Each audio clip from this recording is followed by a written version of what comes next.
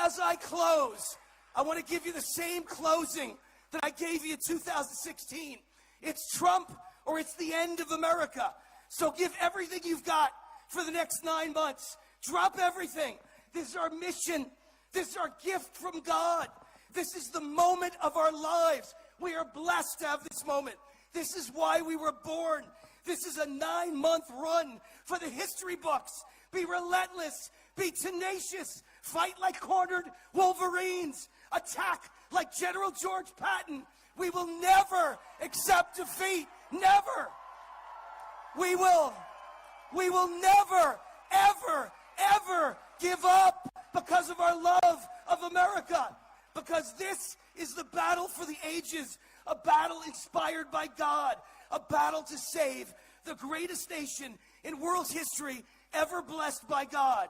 And I will fight to the last minute, to my last dollar, to my last breath. I will give you my country when you pry it from my cold, dead hands. Will you? Will you? God bless Las Vegas. God bless America. And God bless the 45th and 47th President of the United States. Thank you. Thank you. God bless.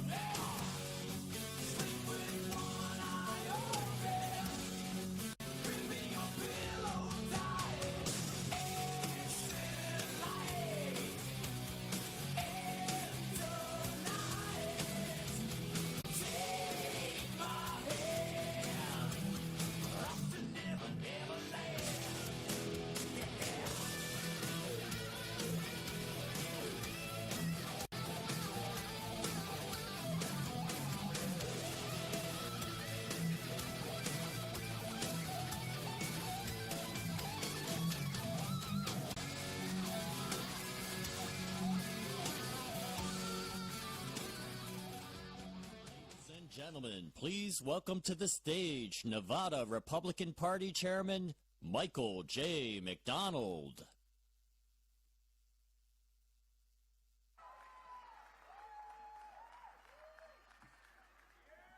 Nevada, how we doing? More importantly, Clark County, how are you doing? When we started this journey a long time ago, many of the people in this crowd started with us. Wayne mentioned a minute ago, going back to 2015, how small our mission was to make sure we elect a president that will fight for every one of us, to make sure the working men and women have an opportunity, not just the elite. Well, our man showed up. Our man put everything on the line. He's one of the most popular people in the world. He put that aside to fight for all of us, harnessing his family and his business. He's laid everything for us. He's fought everything against us. He's fighting for your freedom. Now it's your turn to fight for us, to fight for the president who stands for you.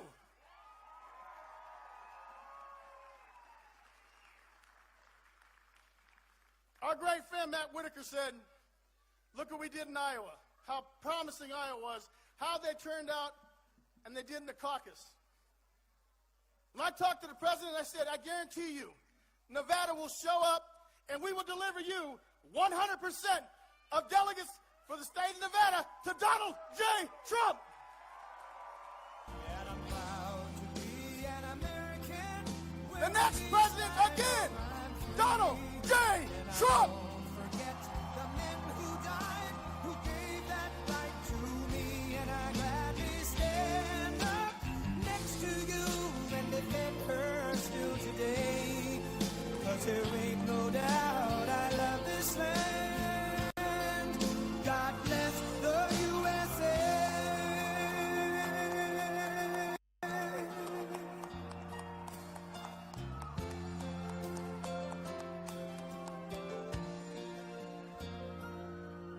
From the lakes of Minnesota to the hills of Tennessee, across the plains of Texas, from sea to shining sea, from Detroit down to Houston and New York to LA, where there's pride in every American heart, and it's time we stand and say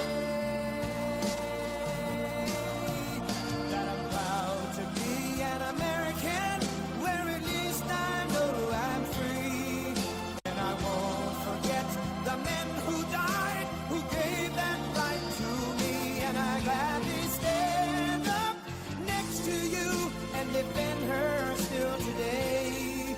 'Cause there ain't no doubt I love this land. God bless the USA.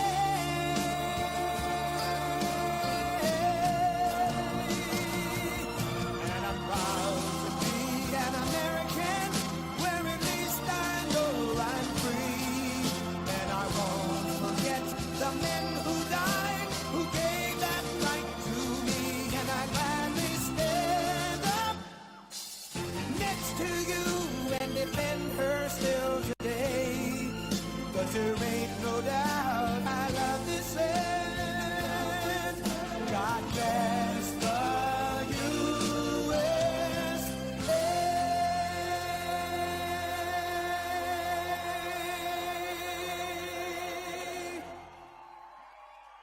Wow. Thank you very much. Thank you.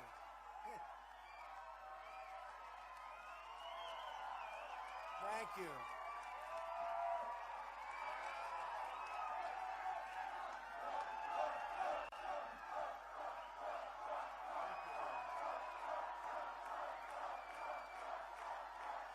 Thank you very much. Thank you. And you know, outside, I don't know if you know what's going on. This place is packed. There's more people outside trying to get it. So if anybody wants to leave, please leave. And does anybody going on? This place is packed. There's more people outside trying to get it. So if anybody wants to leave, please leave. And thank you, Michael. I'm thrilled to be back in Las Vegas with thousands and thousands of proud, hardworking American patriots. That's what you are. As you know, 2 weeks ago in Iowa, we had a great time in Iowa. 40 40 degrees below zero. We won the Iowa caucuses by the largest margin in the history of the caucus. Had a great time in Iowa. 40 degrees below zero. We won the Iowa caucuses by the largest margin in the history of the caucus. Thank you. Thank you. Very enthusiastic people.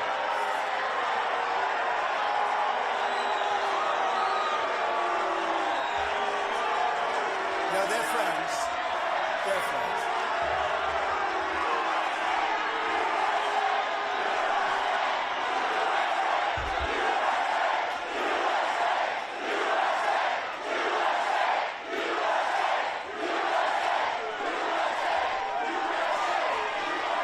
Thank you, Reverend. No, they're actually friends.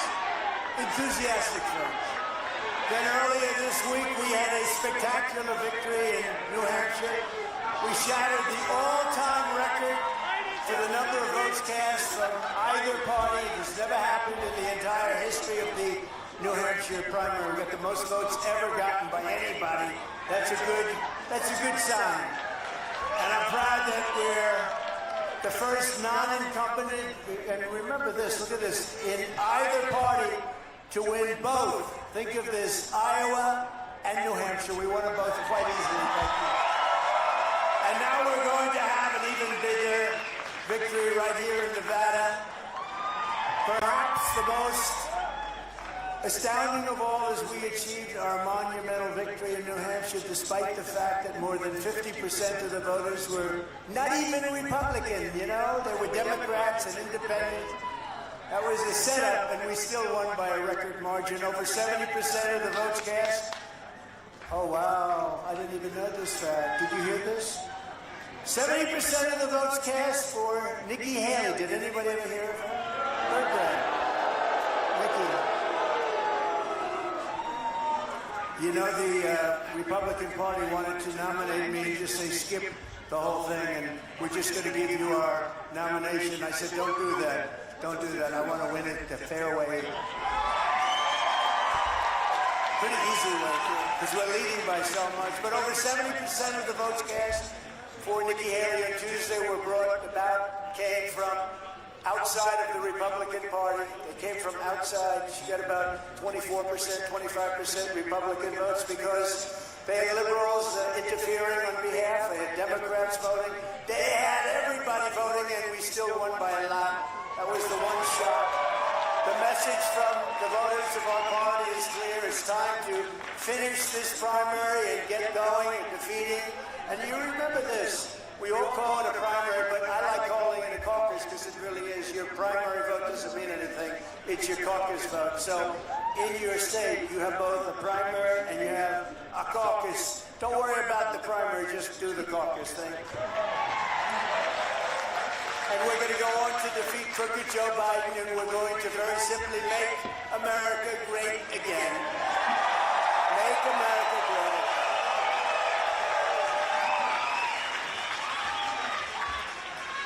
So it's very important to remember that, you have a big thing coming up. Don't waste your time on primary. Waste all of your time on caucus. And because the primary doesn't mean anything. It's psychologically maybe a little bit, about 2%, but it doesn't mean anything.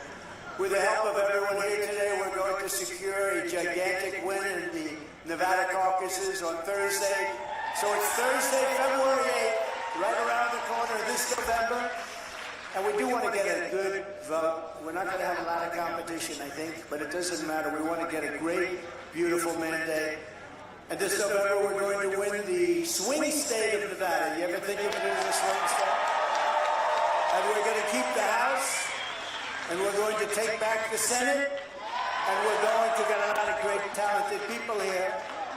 And we're going to also take back that beautiful, isn't it one of the most beautiful places in the world? The White House. The White House. And victory cannot come soon enough. Under crooked Joe Biden, our country is dying. Our country is dying. Our borders open and gushing. It's a big gushing wound, letting drugs, crime, and millions upon millions of illegal aliens pour into our country like we've never seen before. Nothing like this has ever happened to our country before. It's also the #1 place on earth for a thing called human trafficking. #1 place. Our border has become a weapon of mass destruction, our destruction. You know, it's ours. It's a weapon of mass destruction. It's our destruction. We're destroying our country. And as I've been saying for so many years, this is an invasion. It's an invasion of our country. On behalf of all Americans who want a strong and secure border, I want to express our thanks to Governor Greg Abbott and Lieutenant Governor Dan Patrick. And the great state of Texas, where we right now have about a 40-point lead for rightly invoking the invasion clause of the U.S. Constitution. It is an invasion. But we didn't need to do it just 3 years ago. We didn't need anybody's help because we had the safest border in U.S. history. 3 years ago, we didn't need anybody's help. Today we have a catastrophe waiting to happen. It's a terrible situation.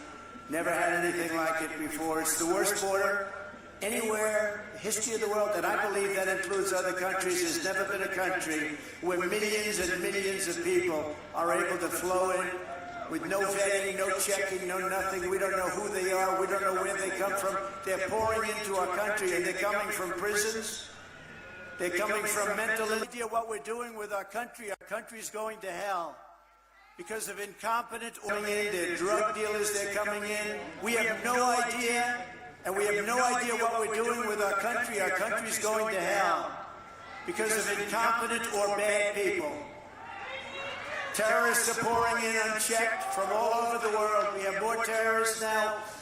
In 2019, I never really believed this fully, but I knew we did a good job on it. In 2019, remember, they said they had no terrorists. They do these checks. I don't know. None sounds like something Trump would say, to be honest. They say, no, only Trump would say. They actually have it down. It's a report, and it says none. And then the following 2 years later, they have record number of terrorists now pouring into our same report, record number of terrorists coming into our country. And there's a 100% chance that there will be a major terrorist attack in the United States, or many attacks maybe. And it's all because of what's happened over the last 3 years. When I'm president, instead of trying to send Texas a restraining order, I will send them reinforcements.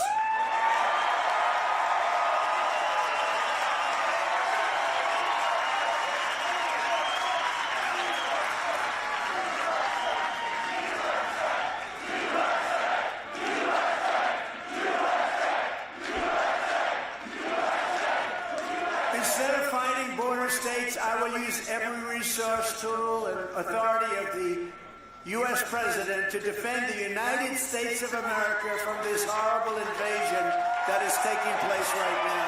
There's never been anything like it. Texas will be given full support, and I will deploy all necessary military and law enforcement resources to seal up the final section of border. You know, we built over 500 miles of wall, fortunately, but they are just, what they're doing is just not even, it's not even believable. You know, usually you like to know the other side, and you like to know where the other side's coming from. Nobody to this day can explain why this open wound is good for our country. And even politically, why is it good politically? First of all, with the Hispanic vote, we're doing better now than the Democrat Party. So I think it's good for us. But we're going to seal the border, complete it, and we're going to repeal the invasion. You know, remember that in 2016 when I campaigned, everybody remembers that, we had a very bad border. Nothing like today. And I solved the problem. Then when I ran in 2020, and by the way, got the most votes in the history of any president, sitting president, running for president. We got the most votes. We got more votes than any other sitting president. Think of that. But we had a campaign, and we did great in that campaign. Frankly, we did much better in 2020 than we did in 2016, but something happened. Not going to happen this time. Something happened. Bad things happened, but anyway. But I didn't have the border to run on because I did such a good job with the border that the border wasn't an issue. And I went backstage to all of my people. I said, I want to talk about the border. Sir, nobody cares about the border. You solved the problem. I said, so I did such a good job. I took it out of play. And now I'm saying the border is in play like it's never been in play before, because what they've done is they've taken all of the things that I did to make it so good. Literally, we couldn't put it in a speech. Nobody wanted to hear about the border. We had no border problem.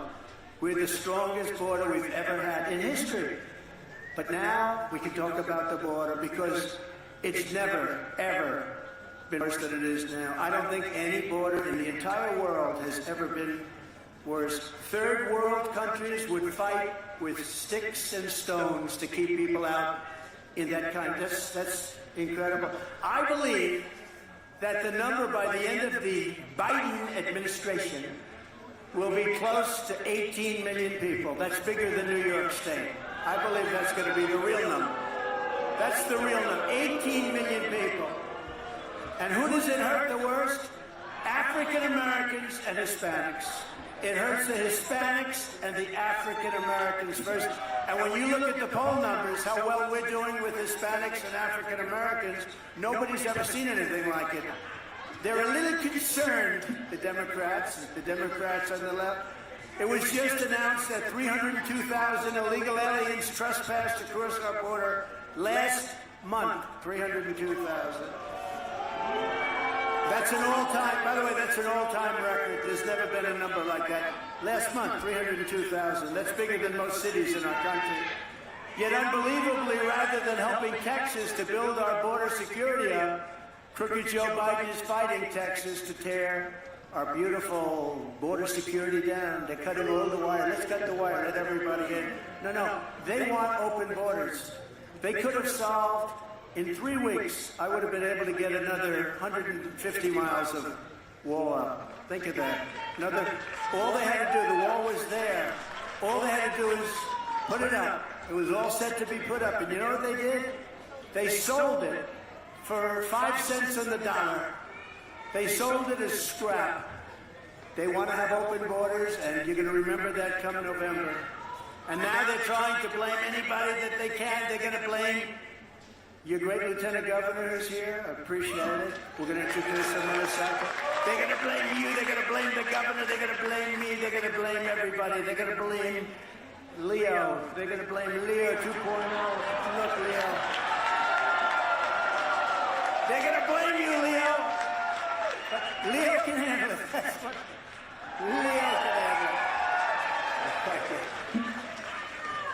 But let there be no doubt, what Joe Biden is doing is a crime against our nation. It's an absolute betrayal of our country, and it's an atrocity against our Constitution. Nobody's ever seen anything like it. Crooked Joe will not get away with these crimes. He will be tried at the ballot box in November. And you will go back to having the strongest border, even stronger than I gave you, but we'll take that too. We'll take anything when you look at what's happened to our country.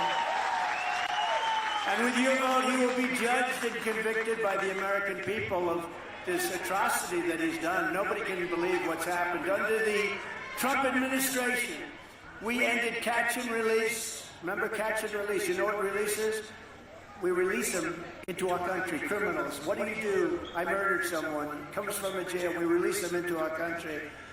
We got Mexico to send 28,000 troops. Remember this, 28,000 troops. And you think that was easy, don't you? It wasn't easy. I had to tell the president of Mexico, we want you to send us 28,000 troops. He said, you have to be kidding. Yeah, he's a very smart guy. Actually, he's a great guy. I like him. He's a socialist, but that's okay. Can't have everything, but no, he's a great guy. He said, I'm not going to send you 28. Why would I send you 28,000? Which is what anybody here would say. I said, no, you will. 100% sure you will. And he said, I'm not sending troops. I said, you will. Send me your rep. I don't want to get into an argument with you. I like you too much. Send me your top negotiator. And he sent this very handsome guy. And he actually came into New York, and I met him in New York. Can you believe that? And we met during the United Nations, and I said, we need 28,000 soldiers. We need remain in Mexico. We need catch and release in Mexico. This is now catch and release in Mexico. There's a little difference, right? Not catch and release in the USA. But I went to the Border Patrol Brandon Judd, fantastic. I went to Tom Homan. Separately, I went to a whole group of incredible patriots, and I said, give me the top 10 things. And I was dealing with a woman from the State Department who's a very quality woman, but a lousy negotiator. And she said she was there 24 years. And she said, I worked in Mexico for 24 years, so you're not going to get any of these things. I said, give me a top 10 list. Top 10. Give me 10 things you want. I'll get every one of them. Sir, you won't. And they gave me a top 10 list. Brandon Judd, all the guys, they know exactly. They gave me that 10, and I put it down, and I said, I'll get every one of these things. And then he came in, the gentleman came in, tall, handsome, obviously from Mexico. I said, where did you buy your suits? I love your suit. Where did you buy it? I said, I'm going to that shop right away. I think it's beautiful. And I said, how much did you pay for your suit? I said, now let's get down to business. We want you to give us 28,000 soldiers free of charge. He said, oh, you gotta... We're not going to do that. Why the hell, sir? Why would we do that? I want to be respectful, sir, but we wouldn't even think about it. Yes, you will, 100%. He said, no, we won't. I said, you will. He said, no way. I said, way. And then I said, I want you to have a policy now I'm going to institute. It's called Remain in Mexico. They had to agree to it. They said, we're not going to let you. You're talking about hundreds of thousands of people. I said, maybe millions, because the way they're coming up in the caravans, a name I came up with, by the way, I'm very proud of that name. I came up with fake news. Look at all the fake news back there. I came up with a lot of good names. I said, no, we want to remain in Mexico policy. Nobody ever even heard of that. Remain, it sounds nice, right? Not remain in the USA, remain in Mexico until they can be vetted, which might take about 3 years. And I said, remain in Mexico.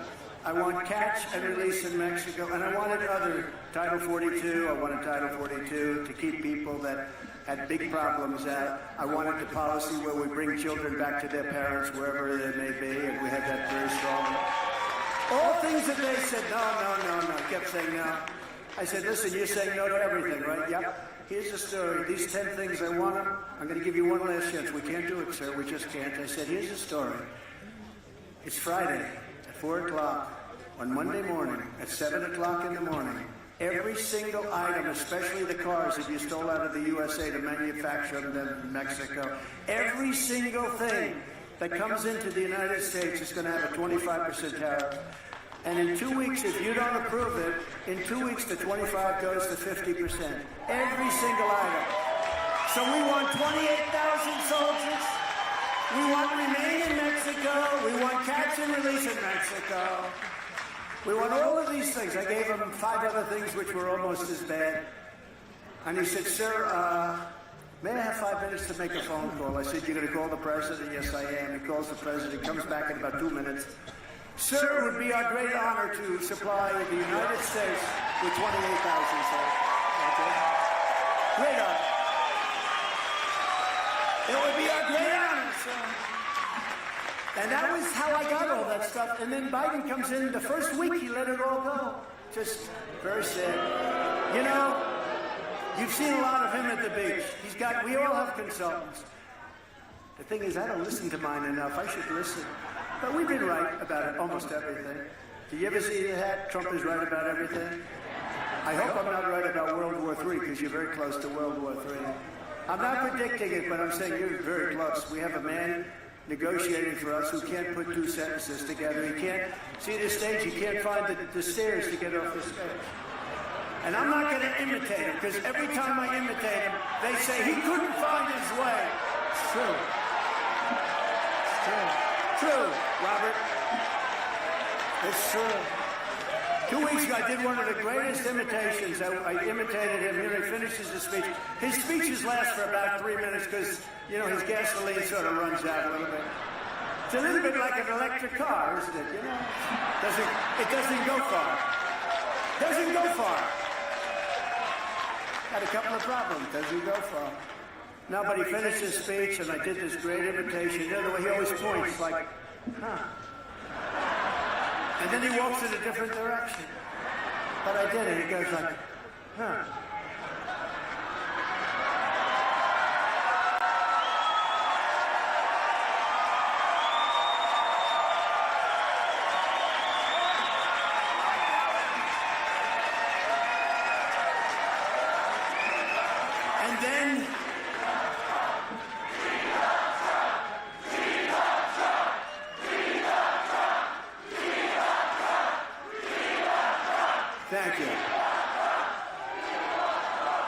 And then a handsome Secret Service agent, one of these handsome guys, the Secret Service is great.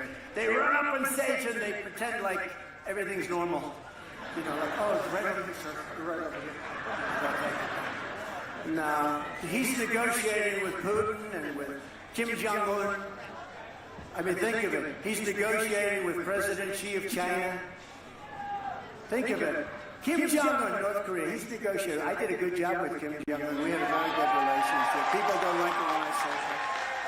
But we were very safe when I was your president. You're not safe now. But you're very close to a third world war. And, you know, the bombs are starting to drop all over the Middle East again. You see that, right? And all those things could be fixed to our benefit with strength. To our benefit with strength. And Israel would have never happened. And Ukraine would have never happened. There wouldn't have been an attack on Israel. There wouldn't have been an attack on Ukraine. And we wouldn't have had any inflation. Inflation was caused by energy, by fuel, by oil going to $100 and $110 a barrel. But our border was perfect. But remember this, so I did the imitation. And the next day, all over television, see Trump get off. He can't get off the stage either. They're the same. Then they said, we don't like these 81, 82-year-old people. I said, I'm 77. 5 years is a big difference. But you know, no, they always say I'm 81. They say like we're not the same age. But you know what? I know guys. I know one man who became a billionaire. He was sort of not a loser. He was a very smart guy, but his whole life he never was able to make money. On his 80th birthday, he made a deal, and he became a billionaire from 80 to 90. And to this day, he's very sharp. He was sharper, and he told me he felt stronger and smarter. I'll tell you what, I feel sharper now than I did 20 years ago. I really do. I don't know. It's probably not true. It's probably not true. And I think anybody running for president should take an aptitude or a cognitive test. I do. I think it. You want to have people that can pass it. And I took one in office. Remember, they were saying, first they said, this guy is brilliant. He wants to take over the world. He wants to take, that didn't work. Then they went to about 4 different scenarios. Then they said, he wants total control of the United States. He's never going to give up control. He's totally brilliant. Then they went to a different one. That didn't work too much. That didn't scare people. Then they said, he's dumb as a rock. He's dumb as a rock. I said, oh, that one I don't like. So I said to Doc Ronnie, do you know Doc Ronnie? From Texas, the White House doctor. Doc Ronnie, he's a great doc. He's a doc. He's doctor, White House doctor. For Obama, for Trump, he was Obama. And they asked him, who is in better health? Who's more physically fit? You know what he said? Trump. And I said, I'll endorse that guy anytime. He said Trump would live to 200 years old if he wouldn't eat so much junk food. Sort of interesting. Dr. Ronnie Jackson. So he was an admiral, a doctor, White House doctor. Now he's a great congressman from Texas. And I said to him, you know, Ronnie, I'd like to take a cognitive test. I never heard of it before, but whatever. I like tests. I've always liked tests. Tests are very interesting. And, you know, I had an uncle. He's the longest-serving professor, Dr. John Trump, in the history of MIT. With the same genes, we have genes. We're smart people. We're smart people. You know? We're like Mr. Lieutenant Governor, we're like racehorses, too. You know, the fast ones produce the fast ones, and the slow ones doesn't work out so well, right? But we're no different in that sense. But I said, so what do you think, Ron? He said, well, you're going to take it. The thing is, it's a very public test because we're doing it at a great hospital, Walter Reed, a great hospital. They have incredible doctors. I said, is it tough? He said, yeah, it's a tough test. The first couple of questions are easy, like you have a lion, a giraffe, a whale, and a shark. And they'll say, which one's the lion, okay? And that's all the press covered, the first question. They didn't cover the last question. Multiply 4,733. Multiply times 7. Divide without paper and pencil, by the way. Divide it by 4. Add up another 37 and a half, 0.5. I remember that. And what's your number? How many people in this room could do it? Not too many. Or they give you 6 names in a row. I took a lot of heat on this. They give you 6 names in a row at the beginning. Sir, I'm going to give you 6 names. Good. They look at him. A chair. a hat, a badge, a necklace, and they vote. Those things. We're going to give you 6 things. And I say, good, what's going on? Can you rename them? So I name them. Then they go back, and if you can do it in order, that's even better. I do them in order? Perfect. Then they come back to you 30 minutes later at the end, last question. They say, what were those 6 things? And there aren't too many people. And they laughed. Everyone said, oh, that's so easy. There's only about 2% of this room can do it, but I did it. I did it very easily. But I got mocked. They said, oh, that's so easy. It's not easy. It's not easy. Go home and try doing it, okay? Go home. So I took a cognitive, and Ronnie announced publicly, there were doctors sitting there, a team of doctors. He said, the bad thing is if you do poorly, sir, it's going to get out.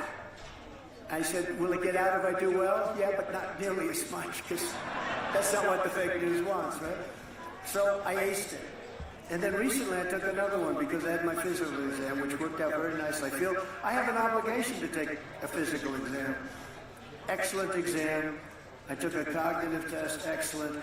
And I would challenge most of the people running to cognitive tests, because most of them couldn't come anywhere close. And you have to be able to do that, because these people are people of misinformation and disinformation. And you have to be able, but I really believe it's important. I don't know, they say it's not constitutional. I don't know why. So they say it's not constitutional to take an aptitude or cognitive test.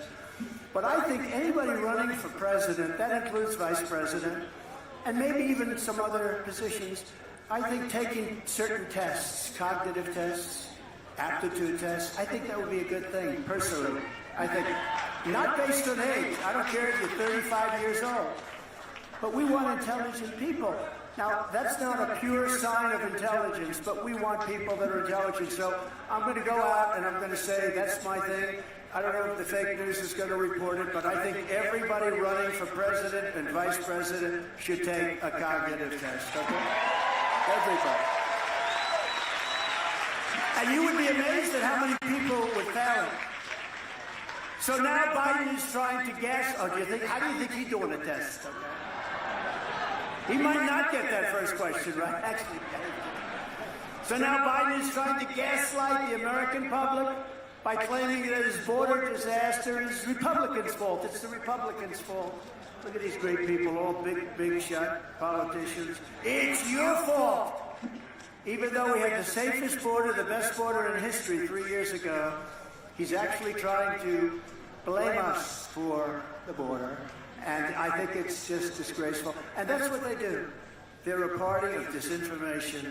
They will take something, and they feel if you say it over and over and over again, people will start to believe it. This is purely set up by Democrats, and I think they're trying to get out. Medical? Okay? Yeah, medical, please. Are they okay? Yeah.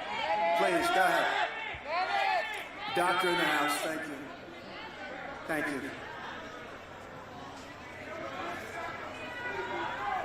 I love those people. You know, they're waiting outside for 10 hours, 12 hours. I love you, dog.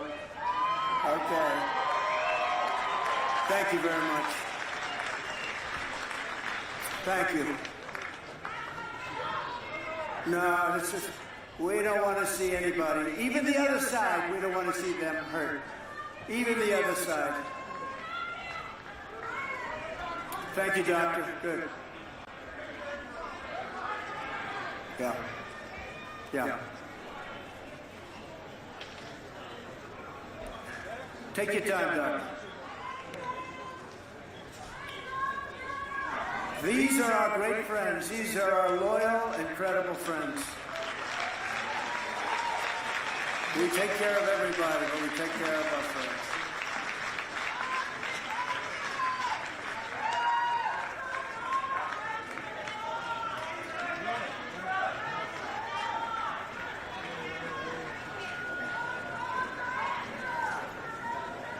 You see, if this were the State of the Union address, I wouldn't do that, because it's got to be this way.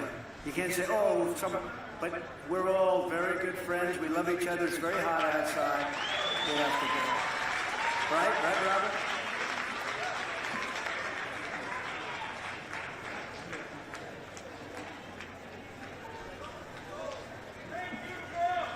Joe Biden made a State of the Union last year. It was the worst speech I think I've ever seen. And I listened to MSDNC and CNN, and they said, this had shades of FDR. I said, you got it. You know, FDR was a very good speaker, very elegant speaker. They said it was shades of FDR. I don't think so. You looking good, Doctor?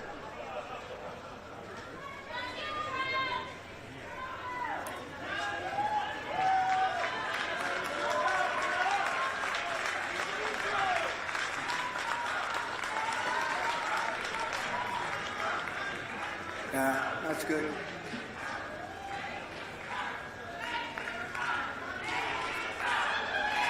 Thank you.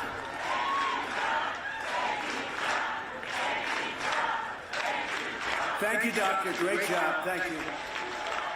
I'm getting a thumbs up. They have a great group here. We have a great group of people. All right, let's get going, right? Come on. Let's go. Thank you. Thank you, Doctor. Thank you. And that great supporter, I want to thank you. They've been here so long and standing in the sun. The so-called border security deal Biden is gushing out and pushing out is not designed to stop illegal immigration. It's designed to continue the invasion of America while sending billions of dollars to Ukraine and other countries. And you know, Ukraine's an interesting case. People always want to know my feeling. Number one, we're in for 200 billion plus, and the European nations are in for 20 billion. And it's more important for them, and don't you think they should equalize? Nobody asks them. It's like I did with NATO. I said, we're spending, we're paying for NATO, and we don't get so much out of it. And you know, I hate to tell you this about NATO. If we ever needed their help, let's say we were attacked, I don't believe they'd be there. I don't believe. I know the people. I know them. I can tell you country by country who would be there and who, but I don't believe they'd be there.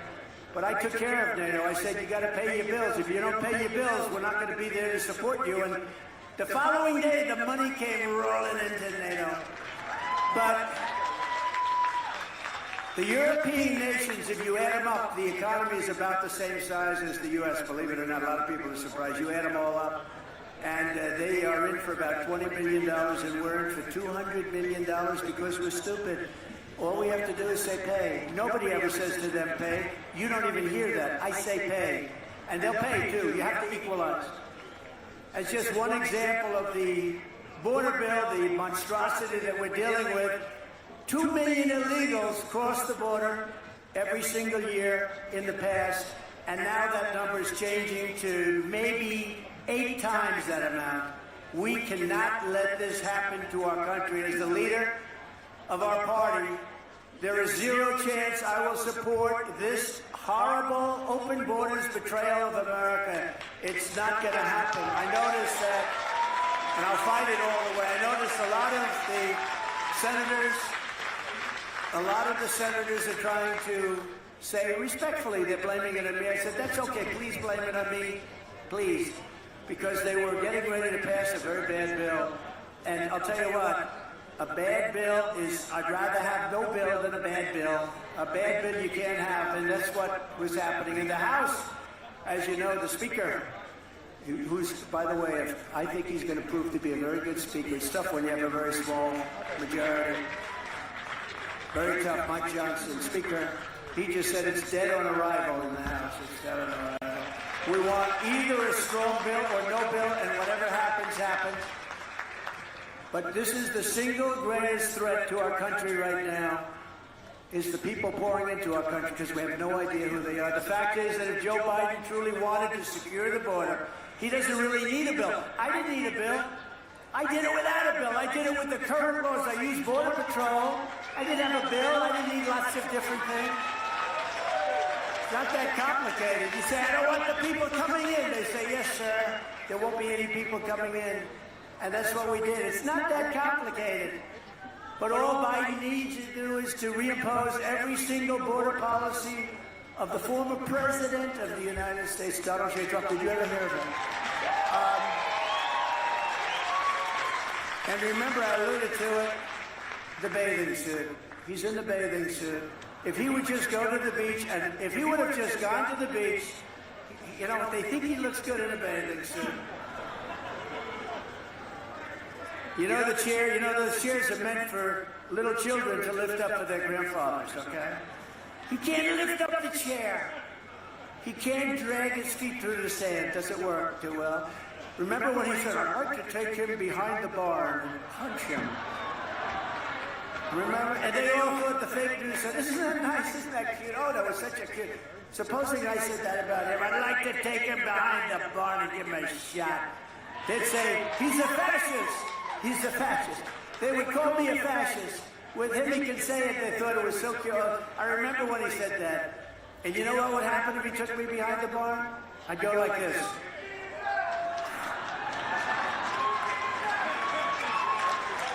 It would happen very fast. It would be over very fast.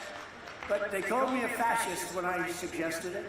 Every day, Biden's extremist open borders agenda is destroying innocent lives. Last month in Texas, a savage, illegal alien monster was charged with brutally murdering a 16-year-old Texas high school cheerleader, murderer, stabbing her 19 times and leaving her body in a bathtub. He was let into our country illegally. And the crime is rampant, by the way.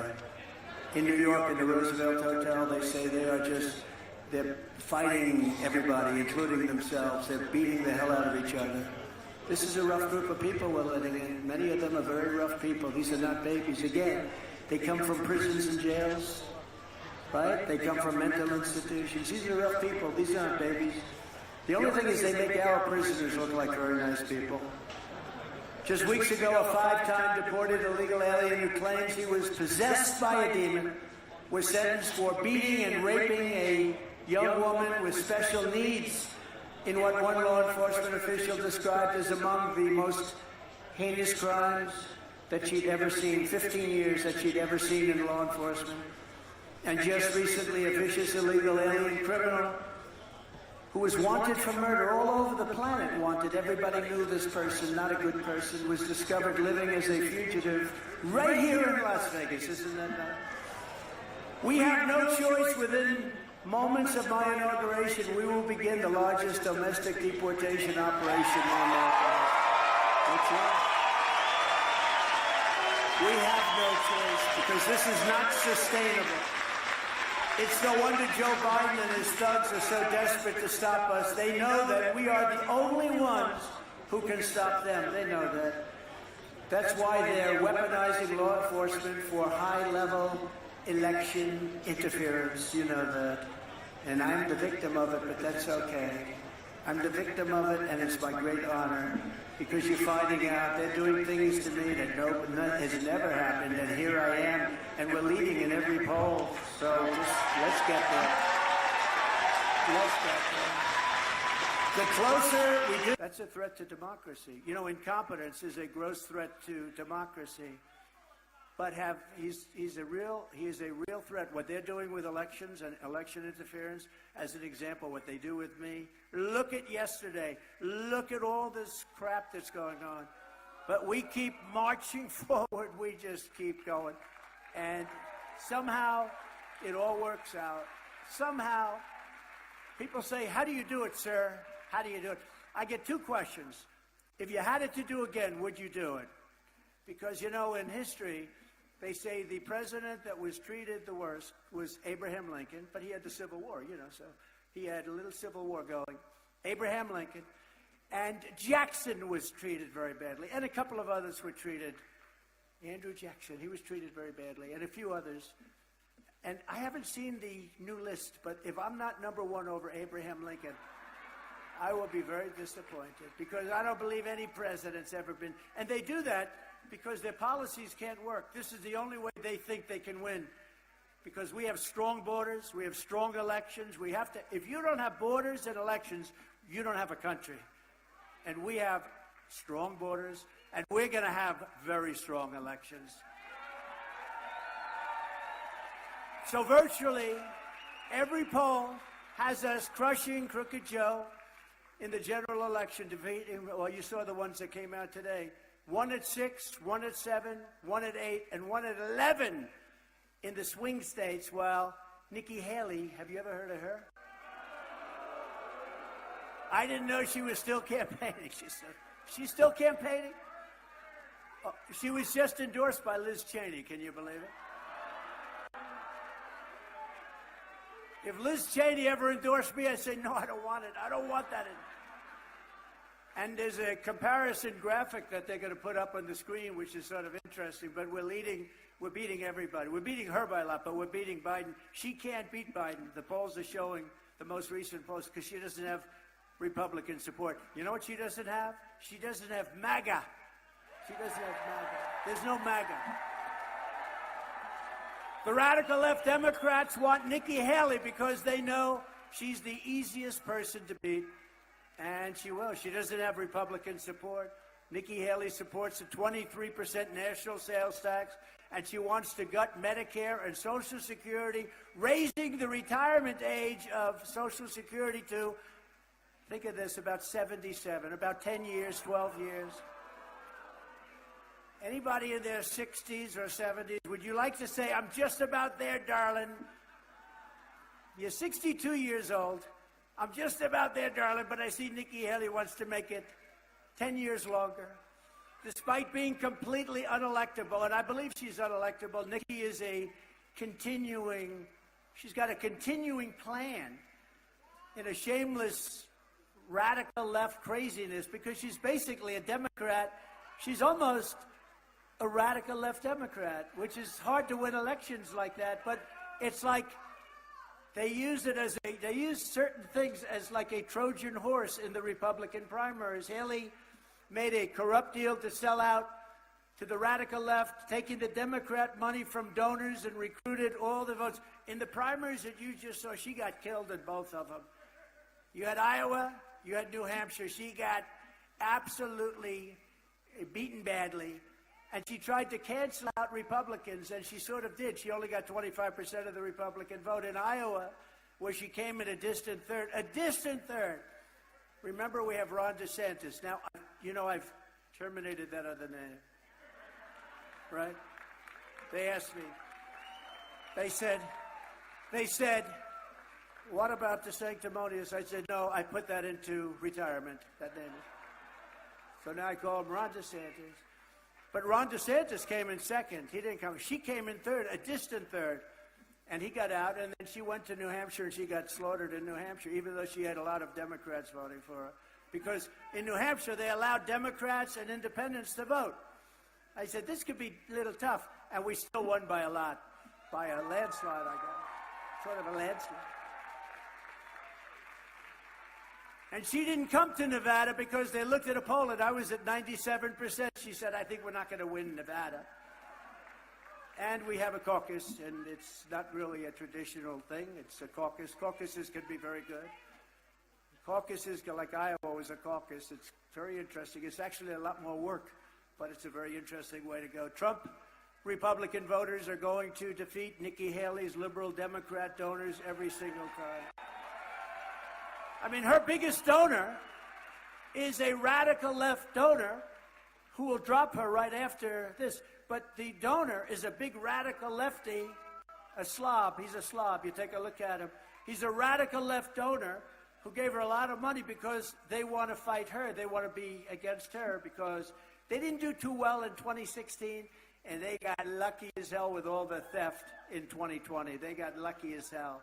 They don't want to go through that again. So now they've weaponized. They hope that's going to be their new form of cheating, weaponizing. They want to weaponize the FBI, the DOJ. That's going to be their form of cheating. The radical left Democrats rigged the presidential election in 2020, and we're not going to allow them to rig the presidential election of 2024.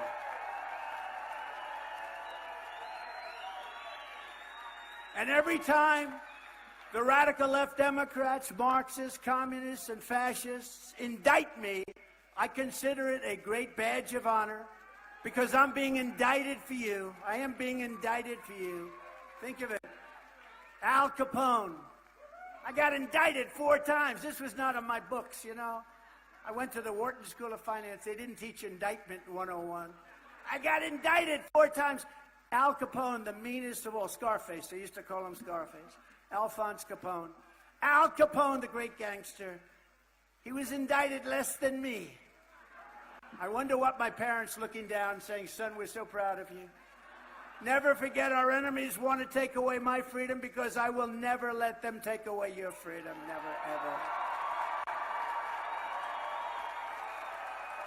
They want to silence me because I will never let them silence you. That's what they want to do. That's the game they play. And in the end, they're not after me. They're after you. I just happen to be standing in the way. Here I am. It's been a lot of fun. It's been a lot of fun. Had a good time. You get indicted because, you know, one of the indictments, he fought the election. Yeah, the election was rigged. Of course you fight it. By the way, you still have them fighting the 2016 election. I think every Democrat, congressman, and senator fought the 2016. It's okay for them, but if we fight it, but we actually caught it. And it was rigged, and it was stolen. Did you see where Biden, 2 days ago, said, I want to see the real governor of Virginia? In other words, he said the election was rigged and stolen. Is he going to be indicted for that? What do you think, Robert? I don't think so, right? I don't think so. I don't think so. We're delighted to be joined today by a lot of people that are great leaders of your state. A man who's done a fantastic job as lieutenant governor, Stavros Anthony. Stavros, thank you very much. Thank you. Republican National Committee woman, Sigal Cheta. Sigal, sit up. Thank you, darling. Sigal. Clark County Chairman Jesse Law. Hi, Jesse. Thank you, Jesse. Will you make sure they don't cheat in Clark County? I'm putting you in charge. Because we had a lot of problems with Clark County last time. Thank you, Jesse. I appreciate it. Esmeralda County Chairwoman, Teresa Barnes. Teresa? Thank you. Thank you. Teresa Barnes. State Senator Jeff Stone. Good guy, too. A good guy. Thank you, Jeff. Good job. Nevada Assembly members, Richard MacArthur, Greg Hafen, Toby Yorick. Thank you, fellas. Got a lot of power in this room. We got a lot of power in this 100-degree room, don't we? You know, the fake news, sometimes it's 100, 110 degrees. Sometimes it's some of these buildings weren't built for this, right? Crowds like this. And if I'm a little bit wet, they say, oh, he was sweating. He was sweating. I don't think there are too many people up here that wouldn't be sweating. Not too many people could speak the first paragraph. But you know what? It's great. And the people are getting very close to getting in now. I hope they haven't missed too much. U.S. Senate candidates, really good people. Ambassador Jeffrey Gunter. Jeffrey.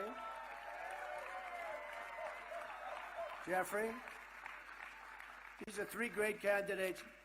Sam Brown and Amy, his fantastic wife. Sam Brown. Thank you, Sam. Thank you, Amy. Thank you very much. Great. It's going to be a very good race, and we'll see what happens, but it's going to be great. And Jim Marchant. Jim. Thank you, Jim, very much. Jesus Marquez is the American Christian Caucus leader. Jesus, thank you very much. And Wayne Allen Root, man, he's something. Wayne Allen Root, I think he's back there with the fake news. And a guy who I just happen to love. You know, he used to be a Democrat. I used to watch him on Sean Hannity as a Democrat. And somehow he flipped. I don't know if he's a Republican, actually. I'm not sure. I don't think he is. But he is a Trump guy. That I know. Leo 2.0, Leo Terrell.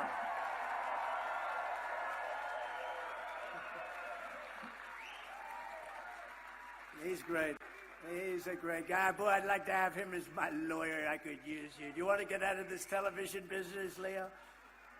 Former acting Attorney General of the United States, Matt Whitaker. Matt, thank you very much. And a warrior, Kash Patel, a warrior. He loves it. He loves war.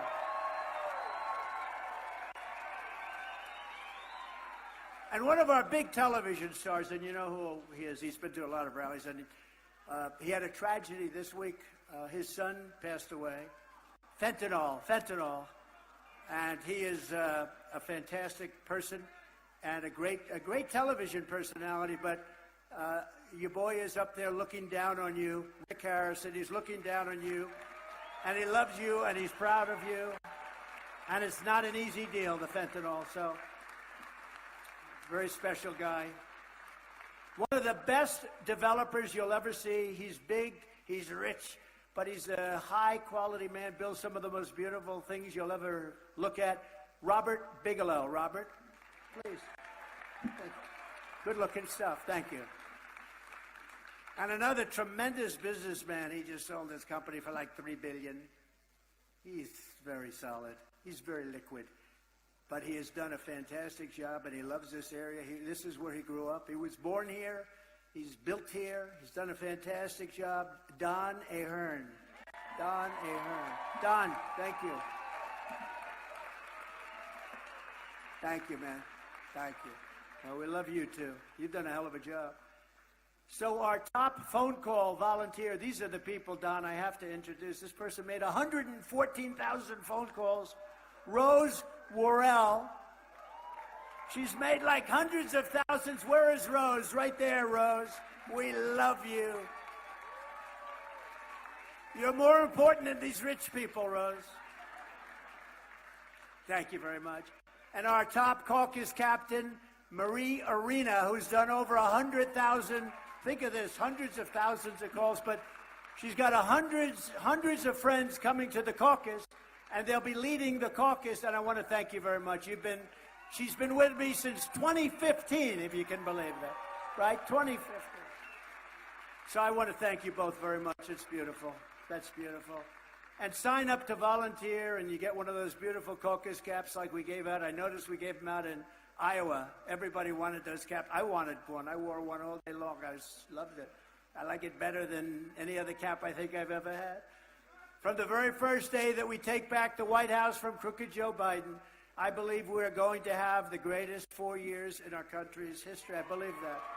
I believe that. Or I wouldn't be doing this.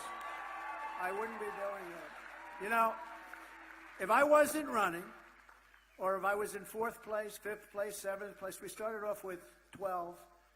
Sort of reminds me of 2016. We started off with 18, including me. And then week by week, boom, boom. It was like chopping down a tree. Boom, what a great feeling. Boom, boom, boom. We started off with 11. The first few fell off fast, and then they got a little bit tougher. Bum, bum, bum. And now we're down to 1, and she's not doing too well. She's in South Carolina, and I'm leading by 78 points. It's a lot.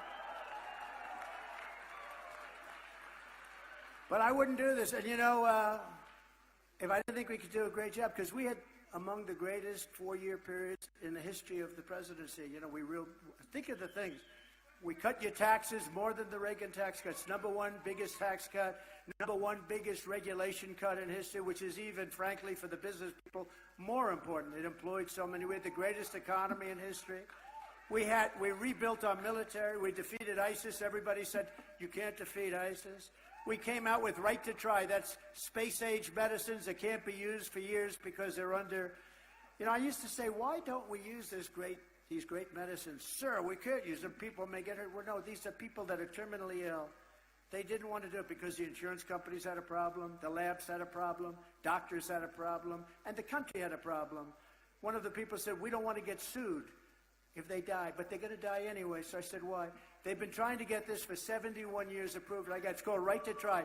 And we have saved thousands and thousands of people with this, the right to use certain space-age medicals. The medicines that they're using wouldn't be out for 5 or 6 years. And it's really turned out to be the opposite. Thousands of people are now living. Some of them are living, they were terminal, and now they're living perfectly. They don't even have to go back. I mean, it's gone, what they've done. And in the old days, which was 6 years ago, people would go, they'd go to Asia, they'd go to Europe, they'd go all over the world looking for a cure, and they'd usually come back home and die. Or if they didn't have money, they'd go home and die.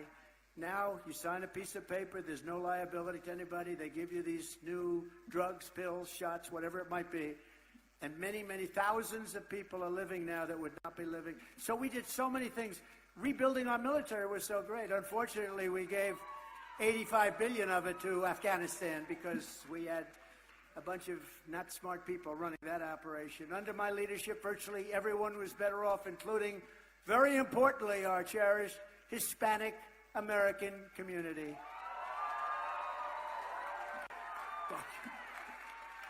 By the way, did you see the poll today? I'm leading in the Hispanic community. I'm leading. That's right. Right? It's the first time in the history of the poll, this particular one, where a Republican is leading with Hispanics.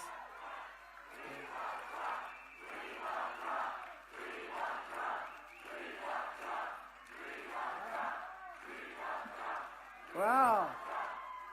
Look at over there. Look at over there and over. Look at all the people that couldn't get into this place.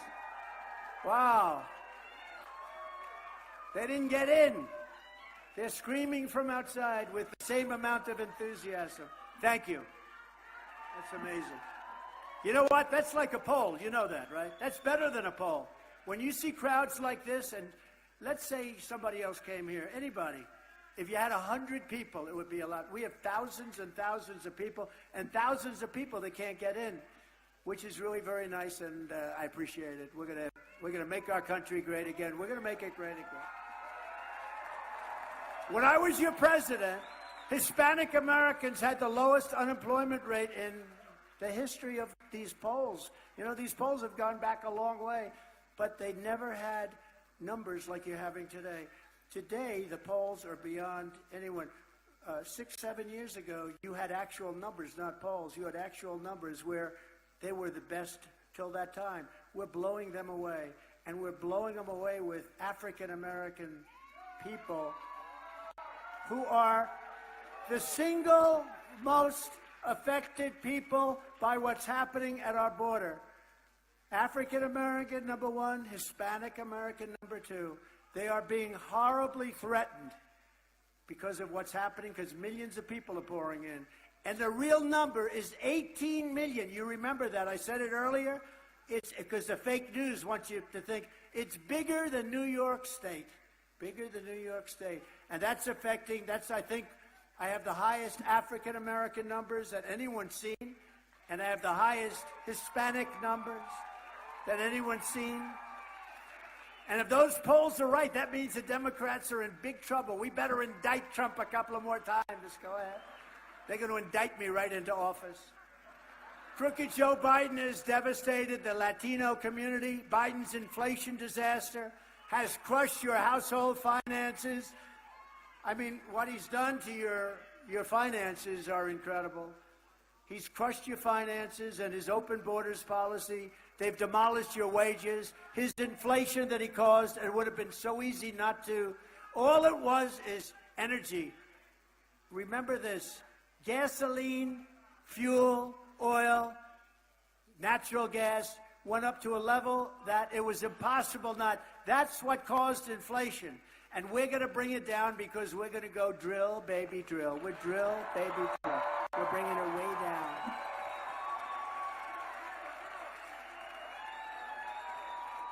And all communities, but again, Hispanic and African American, they've flooded. They've absolutely flooded. He's allowed this to come into our country, coming in from China, from all parts of the world, through the southern border. 4 years ago, they didn't have that. They had to go through hell. I remember I was negotiating the prices of machinery that would capture the scent of drugs. And we had great stuff. By the way, you know what the best machine is? A German Shepherd, a certain German Shepherd. There is no machine that is comparable to our dog. Is that I just thought I'd throw that out, but it's true.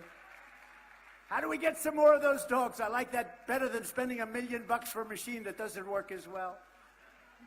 But it's true, the crime and all of the problems that have come in. And you got to remember, they could have stopped it, but the black community and the Hispanic community is affected more than anybody else by far. And so remember that when you go to the polls, and especially when you go in November. But on top of it all, Crooked Joe, and I call them thugs, they're persecuting Catholics. Anybody in here Catholic? Anybody? They are persecuting Catholics. I don't know how, I've never seen anything like it. The FBI, the DOJ is persecuting Catholics. And yet, the Catholic vote, you know, with the evangelicals, I got 88%. With the Catholics, we got 50-50. It was a 50-50. I think that's going to change. Catholics, for whatever reason, are being persecuted by, you talk about weaponization, persecuted by Joe Biden's DOJ and FBI. So Catholics, will you remember that, please, in November? I'm sure it'll only get worse.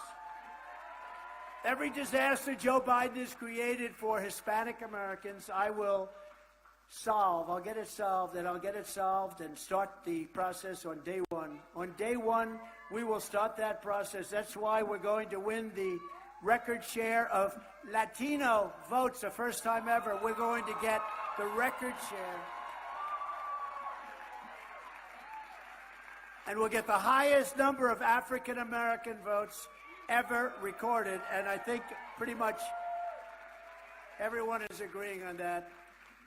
You know, Senator Tim Scott was on television yesterday, and he said Trump has done more for African Americans than any other president. Opportunity zones, I did that with him. Funding for the black colleges and universities, they had no funds. They would come to the, I'll never forget it.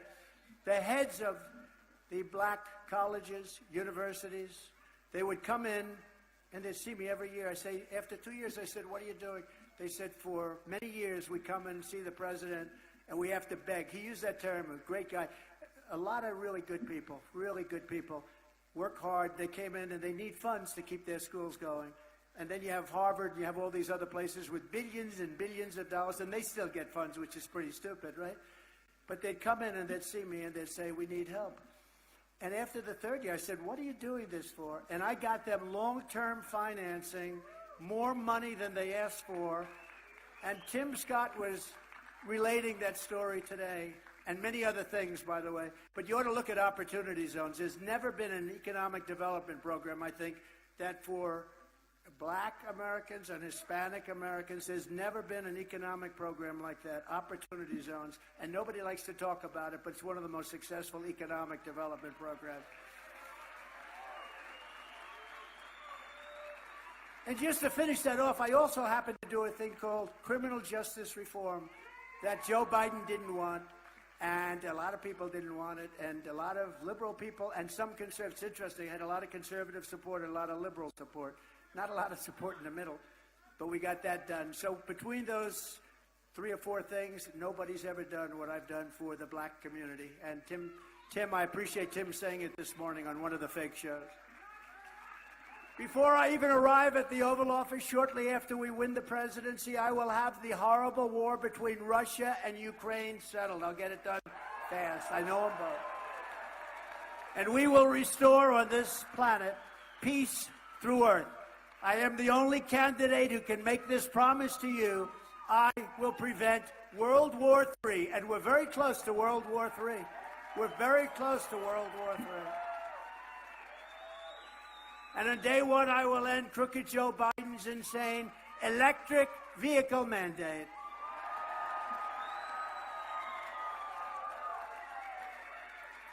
They weren't working too well in Iowa. It was 40 degrees below zero, and you get into an electric car and you hear a buzzing. I said, what's that, sir?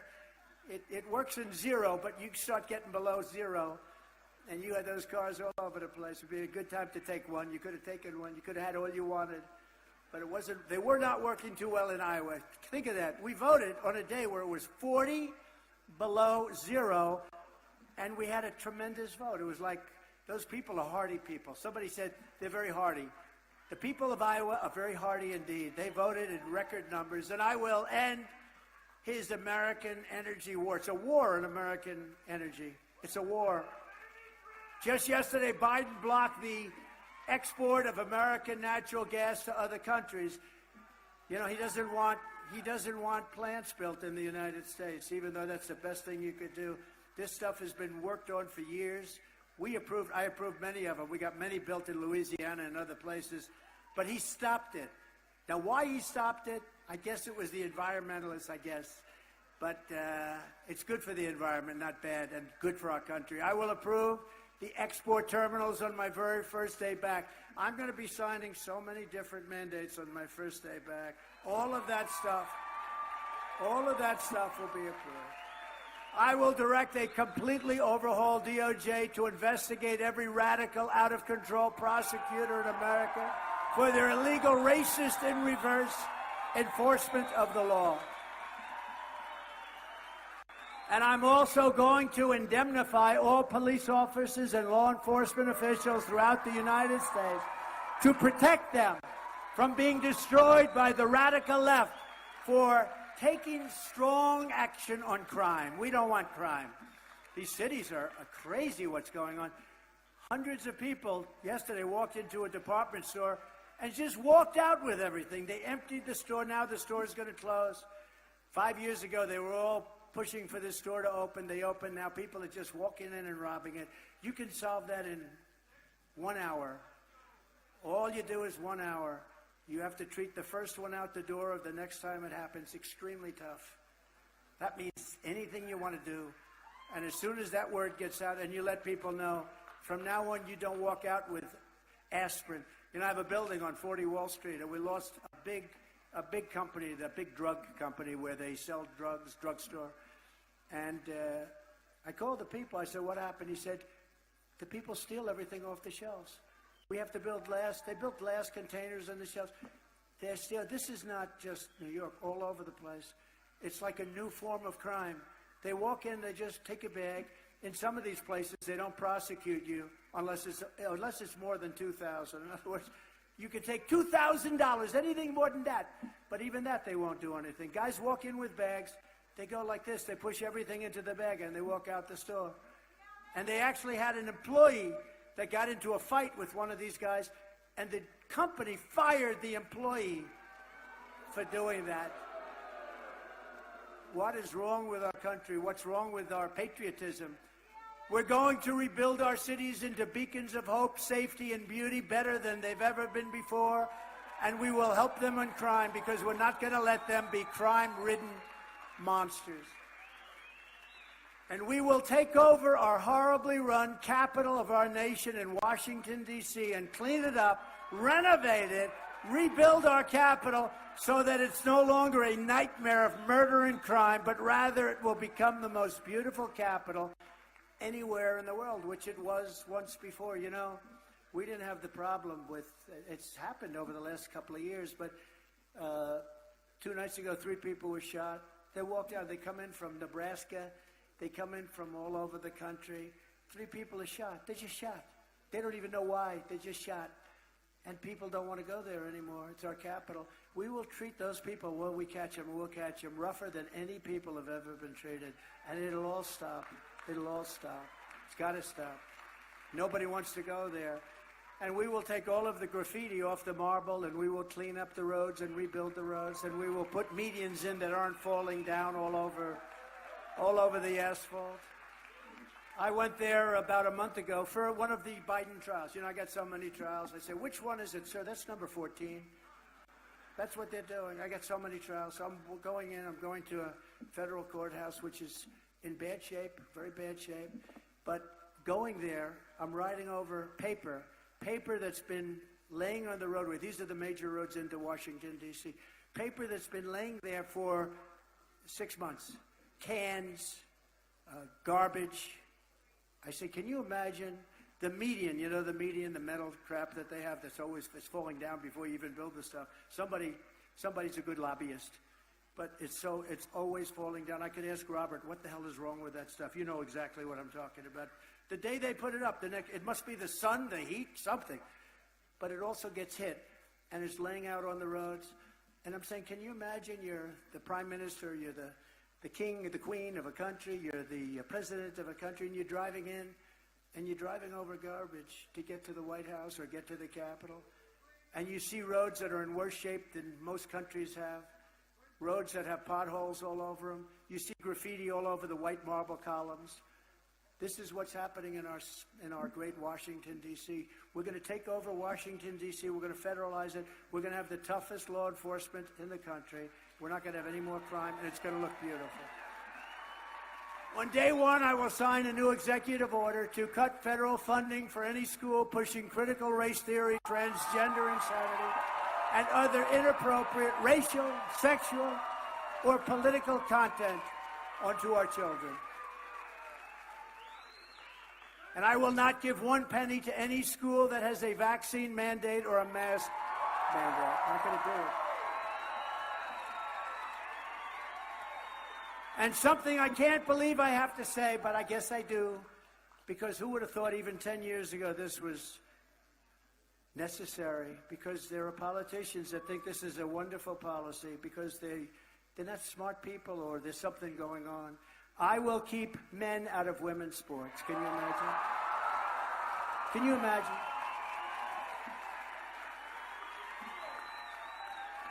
Can you imagine weightlifting? You ever see the difference? Weightlifter. They broke the record by, I think, 142 pounds. The record stood for 18 years. They couldn't break it. A quarter of an ounce here, a quarter of an, they couldn't get it. This guy comes along. Have you ever lifted before? No, I haven't. Oh. He broke the record by like 142 pounds. I don't think that record will stand a long time. You know, if we ever get it straight, and we will, because I'm going to sign right away. But when that's straight, women are going to look back and they're going to say, who the hell was it that is 142 pounds more? So we're going to have to bring back those records, I think. What do you think? Yes? Yeah. Because those records aren't going to be broken within the next 100 years by the women. How about the swimmers, where you look at the swimmers, all these great swimmers, and all of a sudden they're swimming against a guy who's he looks like he's got the wingspan of the great Wilt Chamberlain, right? And he jumps into that pool, and the young women left and right, they're badly injured by the wind as he goes by. They get windburn. I will fully uphold the Second Amendment, and I did a great job in doing that. I will never allow the creation of a central bank digital currency, which is a big thing because they'll take all your money. They'll take all of your money, Don, and you won't know what the hell happened to my money. Of course, the court systems here like to do that, too. They do it. That's like communism, you know? So it's sort of when you think it's like a communist move, but digital currency, what do you see? But we'll get rid of that. We will protect innocent life, and we will restore free speech, and I will secure the elections like never have been secured before. Because if we don't have fair and honest elections, and if we don't have border security, if we don't have strong borders and strong elections, we don't have a country. We don't have a country. And remember when I used to talk about the wall? I built this tremendous amount of wall. That's why we had the best record. But they used to say, walls, we don't need walls. We need things flying up in the air. No, you need walls. Because there's only 2 things in history that work long term. Everything else is obsolete. You do a new computer, it's obsolete in like 3 days. Walls and wheels. You always have walls and wheels. A wall has worked for a long time. Our goal will be one day voting with paper ballots and voter ID. But until then, Republicans, you have to win, Republicans. Go out and win. When we get in there, we're changing it around. We're going to get rid of all the stuff. Paper ballots, they make special paper today. It's incredible. It sounds crazy, but it's incredible. Watermark. And it's good. And some governors are doing it. Some of the Republican governors have actually already started it. And number one, you're going to save a hell of a lot of money. It's about 9% the cost of doing it the other way. If you took the 10 worst presidents in the history of the United States and added them up, they would not have done near the destruction to our country as crooked Joe Biden and the Biden administration have done. He's destroying our country.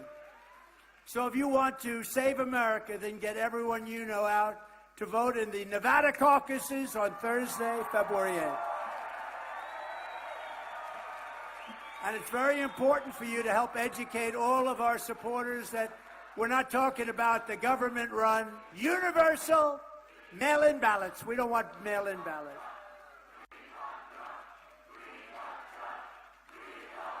Thank you. Thank you. Thank you very much. Don't go on Tuesday, February 6th. That's 2 days earlier. Don't do it. Don't use a mail-in ballot. Don't do anything. It's a meaningless event. Totally. There are no delegates. It's a con job. We could have done it, but we really wanted to do it the right way and the legitimate way. And so don't do the 6th, do the 8th. Do the caucus, not the primary. The primary is meaningless. I don't know, maybe they'll try and use it for public relations purposes. Every time Trump supporters, and they need something, they have to go, what you have to do is caucus on February 8th. It's the only way you can vote for President Trump. So caucus on February 8th. And if you need any details, February 8th. If you have any details or need anything, it's nv.donaldjtrump. Did you ever hear of him? .com. Okay? So in conclusion, when we leave this 109-degree room, from Henderson to Minden, from Elko to Reno, and from Carson City to right here in Las Vegas, we stand on the shoulders of Nevada patriots who crossed the ocean, settled a continent, tamed the wilderness, laid down the railroads, raised up those great skyscrapers, won 2 world wars, and lit up the most beautiful lights anyone's ever seen right here on the Las Vegas Strip. Together they built America into the single greatest country anywhere in the world. But now we're a nation in decline. We are a failing nation. We are a nation that has lost its confidence, its willpower, and its strength. We are a nation that has quite simply lost its way. But we are not going to allow this horror to continue. 3 years ago, we were a great nation, and we will soon be a great nation again. It was hard-working patriots like you who built this country, and it's hard-working patriots like you who are going to save our country. We will fight for America like no one has ever fought before. 2024 is our final battle. With you at my side, we will demolish the deep state. We will expel the warmongers. We will expel them. We're going to drive out the globalists. We will cast out the communists, Marxists, and fascists. And we will throw off the sick political class that hates our country. We will rout the fake news media, and we will evict crooked Joe Biden from the White House on Election Day 2024. The great silent majority is rising like never before. And under our leadership, the forgotten man and woman will be forgotten no longer. We are one movement, one people, one family, and one glorious nation under God. And together, we will make America powerful again. We will make America wealthy again. We will make America strong again. We will make America proud again. We will make America safe again. And we will make America great again. Thank you very much. Thank you, Nevada. Thank you. Get out and vote. God bless you.